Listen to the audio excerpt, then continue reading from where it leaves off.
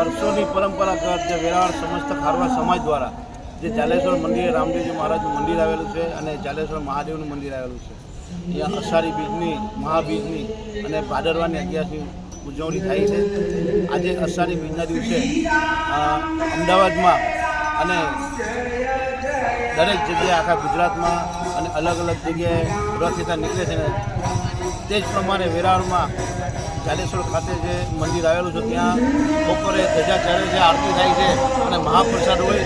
અને એ જ પ્રમાણે રાત્રે પણ એ જ રીતના મહાપ્રસાદ હોય, ધજા હોય અને જે 5 બેસાડે એની આરતી થાય છે.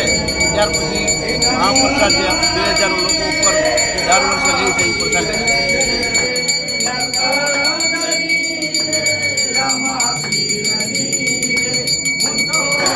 જાલેશ્વર મંદિરના મહંત તરીકે ઉત્સવપાલન પ્રભુદાસ હરિયાણી અને દર વર્ષની જેમ આ વખતે પણ અષાઢી બીજ અને મહાબીજ અને ભાદરવા સુદ 11 સમસ્ત ખારવા સમાજના પટેલ શ્રી જીતુભાઈ મોહનભાઈ કુહાડા દ્વારા અને અધ્યક્ષ તરીકે કિશોરભાઈ મોહનભાઈ કુહાડા ભવ્યમાં અતિ ભવ્ય ઉજવણી કરવામાં આવે છે.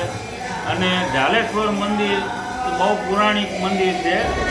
રામદેવજીને 500 વર્ષ થયા છે. અહીંયા સૌથી જૂનામાં ગુજરાતમાં મંદિર હતું રામદેવજીનું, જે આપણું જાલેશ્વર. અને જાલેશ્વર કહેતા જે લિંગ છે મોટી એ માતંગ ઋષિએ સ્થાપના કરેલી છે.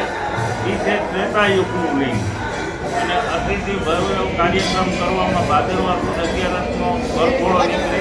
કામનાથ મહાદેવ મંદિર વેવાળમાંથી ખારવા સમાજ અને અતિ ભવ્ય મોટો કાર્યક્રમ રણુજામાં છે એના જેવો બહુ ભવ્ય કાર્યક્રમ કરવામાં આવે છે.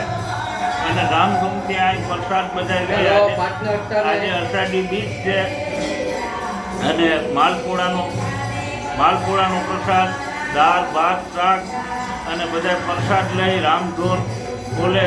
અને દર વર્ષે આ કાર્યક્રમ ઉજવવામાં આવે છે. ભવ્ય કાર્યક્રમ રામદેવજીનો ઉજવવામાં આવે તો આ પ્રથમ મંદિર છે જાલેશ્વર મહાદેવ સમસ્ત ખારવા સમાજ દ્વારા કરવામાં આવે છે.